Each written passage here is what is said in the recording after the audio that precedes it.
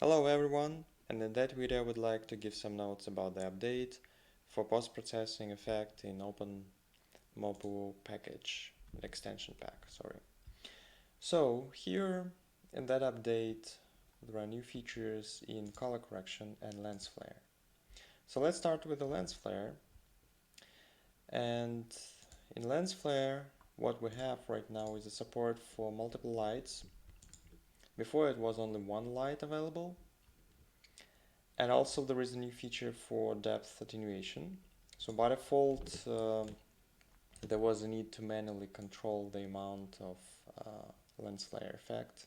Otherwise, you can have this kind of overbrighting like that when you get too far.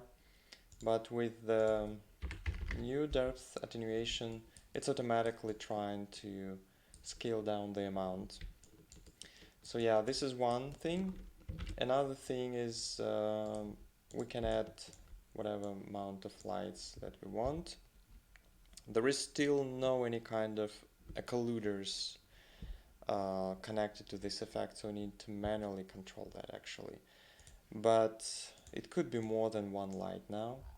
So I simply drag and drop into the flare light, and if I append, so now I have much more lights lens flare effect in my screen.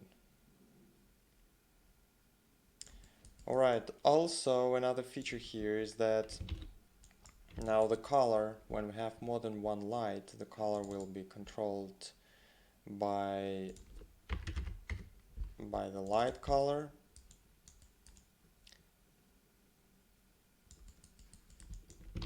Yeah, this one feature. Other than that, everything is quite the same. So let's go to another effect that we have here, is the update for color correction. So in color correction now we have several effects inside. The one is chromatic aberration.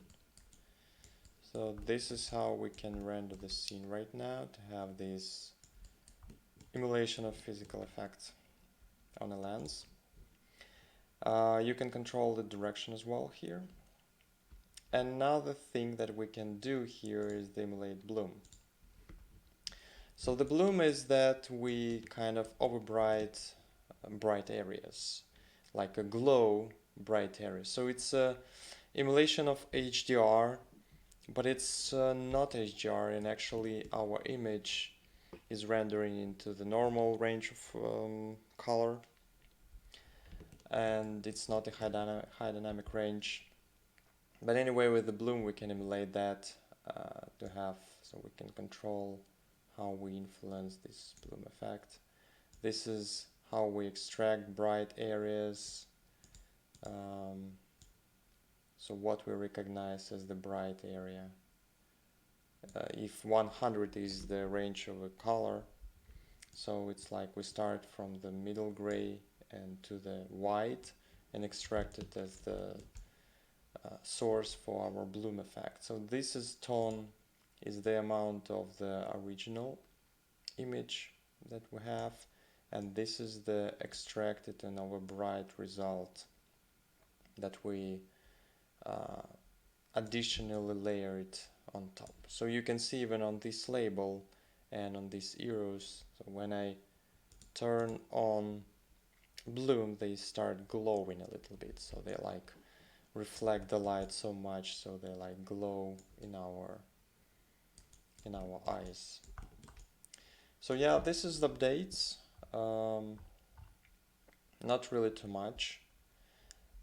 So right now they will be like on beta test version, and I hope to include that quite soon into the new release installation package, because it looks like for many of you it's much more convenient than use separate libraries and separate shaders for these libraries.